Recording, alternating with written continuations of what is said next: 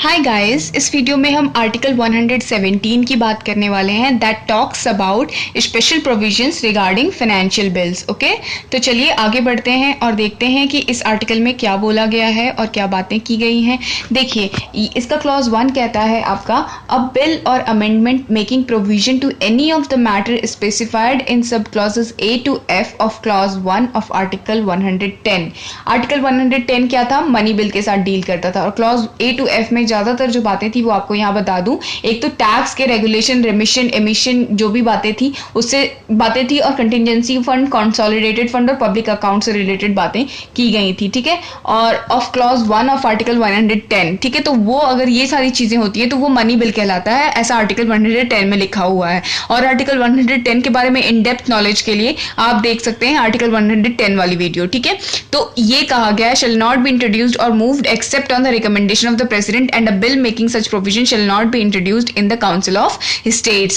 ठीक है, तो ये कहा गया है कि जो आपके आर्टिकल 110 में सब क्लॉज ए से लेकर सब क्लॉज एफ तक जो बातें हैं उसमें, तो वो अगर किसी बिल में होती है तो ऐसा बिल जो है वो बिना प्रेसिडेंट के रिकमेंडेशन के नहीं मूव किया जा सकता और वो राज्यसभा में इंट्रोड्यूस नहीं किया जा सकता। हमने देखा था मनी बिल भी हम राज्यसभा में इंट्रोड्यूस नहीं कर सकते। ठीक है, तो ये बात थी आर्टिकल 117 का क्लॉज 1 ये कहता है। और what else the article 117 clause 1 says that provided that no recommendation shall be required under this clause for the moving of an amendment making provision for the reduction or abolition of any tax।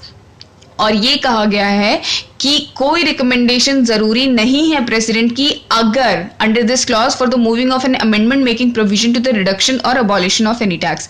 लेकिन अगर tax reduction और tax के abolition की बात हो रही होगी bill में, तो प्रेसिडेंट का जो रिकमेंडेशन की बात बोली गई है उसको हम इग्नोर कर सकते हैं। I repeat, provided that no recommendation shall be required under this clause for the moving of an amendment making provision for the reduction और abolition of any tax. When it comes to reduction, यानी कि tax में reduction हो रहा है या फिर आप कोई टैक्स अबॉलिश कर रहे हैं, तो आपको प्रेसिडेंट के रिकमेंडेशन की जरूरत नहीं पड़ेगी। ठीक है, तो ये सारी चीजें थी।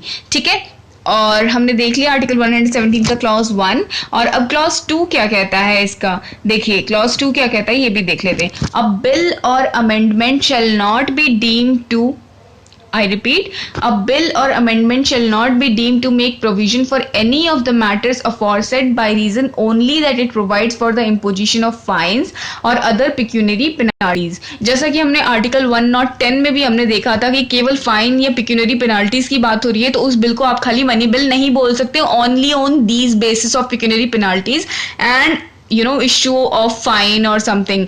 ठीक है, तो फाइन या पिक्यूनरी पेनल्टीज की बात आए तो वो बिल को मनी बिल भी नहीं बोल सकते खाली। ठीक है, केवल ऑन दीज ओनली ग्राउंड्स। अगर ये चीजें हैं प्लस वो क्लॉज A to F की बातें आ जाती हैं, 1 के A to F की बात, तब जो है वो मनी बिल होगा। लेकिन A to F नहीं है, केवल फाइन की बात की गई है, केवल आपके पिक्यूनरी पेनाल्टीज की बात की गई, तो आप मनी बिल नहीं बोल सकते। और उसी तरह से ये आर्टिकल 117 बोलता है कि केवल इसी चीज के बेसिस पे आप ये नहीं बोल सकते कि ये जो it provide for the imposition of fine or for the demand of payment of fees for licenses for fees or services rendered or by reason that it provides for the imposition, abolition, remission, alteration, regulation of any tax by any local authority or body for local purposes। वही बात है, उसमें भी लिखा गया था कि अगर वो टैक्स जिसकी बात की जा रही है वो लोकल अथॉरिटी द्वारा इश्यू किया जाता है तो वो आपका मनी बिल नहीं होगा। ठीक है, और आर्टिकल 117 के अंदर जो हम बात करें फाइनेंशियल बिल की, तो आपका मनी बिल भी एक तरह का फाइनेंशियल बिल होता है। मनी बिल के 2 सब टाइप्स होते हैं, उसमें से एक फाइनेंशियल बिल के 2 सब टाइप होते हैं जिसमें से एक मनी बिल होता है। तो ये तो ऊपर के जो क्लॉजेस हैं वो तो पहले से ही क्लियर थे। अब देखिए, one more thing is there written here, a bill which if enacted and brought into operation which involve expenditure from the consolidated fund of India shall not be passed by either house of the Parliament unless president has recommended to that house for the consideration of the bill.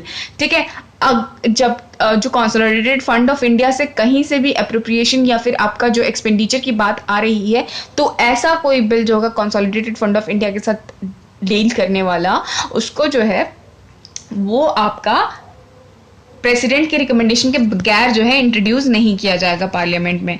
तो ये चीज़ें थी आपके financial bill से related कुछ special provision थे कि पहले तो जो स्टार्टिंग के थे वो मनी बिल के साथ, मनी बिल वाले आर्टिकल में क्लियर हो गए थे।